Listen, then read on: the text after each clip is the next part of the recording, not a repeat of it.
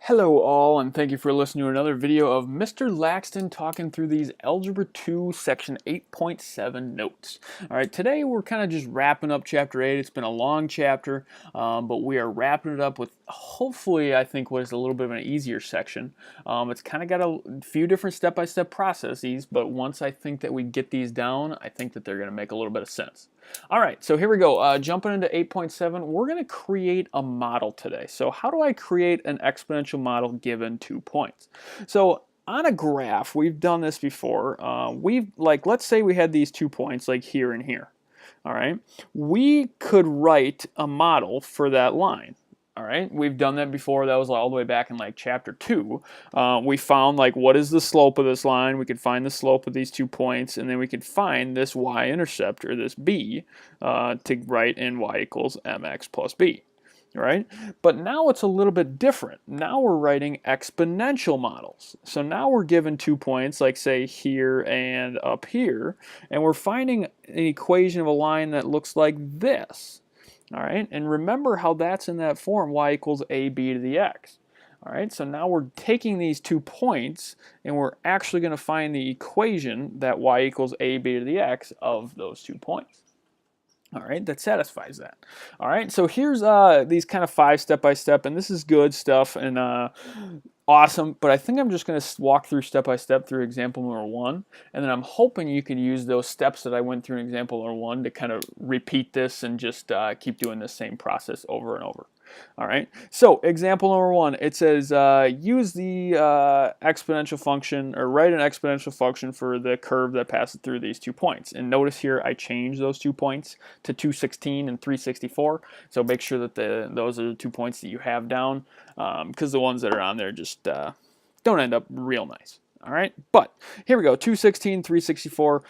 Use the exponential function y equals ab to the x and the two ordered pairs to write 2 equations in a and b. So notice here how I have an x and I have a y, and I have an x and I have a y. And I have this equation y equals ab to the x. So I'm just going to plug those guys in. I know that for the first one, my y is 16 equals ab to the second power. Now I have this equation, 64 equals ab to the third power. Right? So those are my 2 equations. And now step number 2 says I'm going to solve one of these equations for a. I kind of like to use the one with the smallest exponent, so I'm going to divide by b squared. So now I have 16 divided by b squared is equal to a. All right, so notice to get that b squared to the other side, I got a all by itself.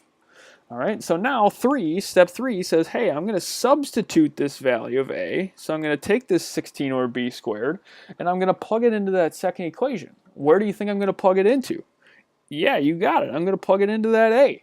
All right, because a equals 16 over b squared, so I can just replace that. So now I have 64 equals 16 over b squared times b cubed. All right. So now I just go through and I can solve this guy for b. So I can solve it when my b is. Now I have only b's.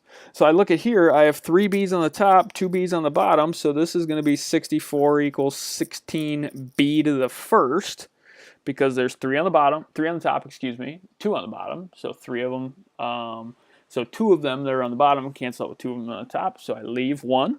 So now I divide by 16. So 16 divided by 64 is 4 is equal to b.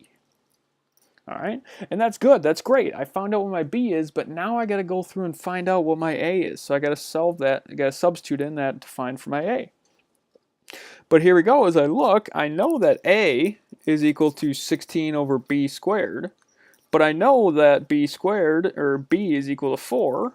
So now this is 16 divided by 16, which is 1. So I know that a is equal to 1. So now my equation here, just to kind of sum this up, my y equals 1 times 4 to the x. All right, and that's the equation that passes through these 2 points up here. All right, awesome. Okay, so I hope, and this is my hope, that you can pause this video right here and try to do example number 2 on your own, given those steps for example number 1. But once you come back and do that, here I will walk through this example number 2 so you know how to do this for the homework. All right, so example number 2, it says write the exponent of the curve that goes through these 2 points here. I have an x and a y, and x and a y. All right, I'm going to change some colors here to make this a little bit more obvious. So I'm going to go for a blue and a green. So now I have 18 equals ab to the second, and I also have 54 equals ab to the third. Okay, awesome. So now here I go through. I like to solve for this a. So I want to divide by b squared, so these guys go away. So I have 18. Whoa, that is not an 18. 18 over b squared is equal to a. All right, so now I take this equation, 18 over b squared, and I plug that in for my a over here. So now I have 54 is equal to 18 over b squared, b cubed. And again, if I have 3 b's on the top, 2 b's on the bottom, that simplifies to just 1 left on the top. So I have 54 equals 18b. I divide by that 18, get that 18 out of there, and I get 3 is equal to my b. All right, awesome. So now I found that 3 is equal to my b, and I know that my a is equal to 18 over b squared. So this is going to be 18 over 3 squared, which is 18 over 9. And that simplifies to 2, so my a is equal to 2.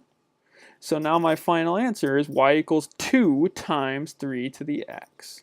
Y equals ab to the x. All right, and notice here that this 3 is being raised to the x power. So you can't multiply the 2 and the 3. So this is not y equals 6 to the x. All right, so that is not okay. That is not it.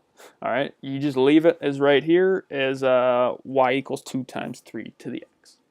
All right, so yes, we have finished Chapter 8. That is the last section of Chapter 8. There's a lot of stuff that went on there. So thank you for staying with me there. And that's good. All right, so again, I will post the Chapter 8 practice test video so you guys can go through those. Make sure you got all the right answers. But thank you again for listening to this video, and have a very good rest of your morning, afternoon, or evening.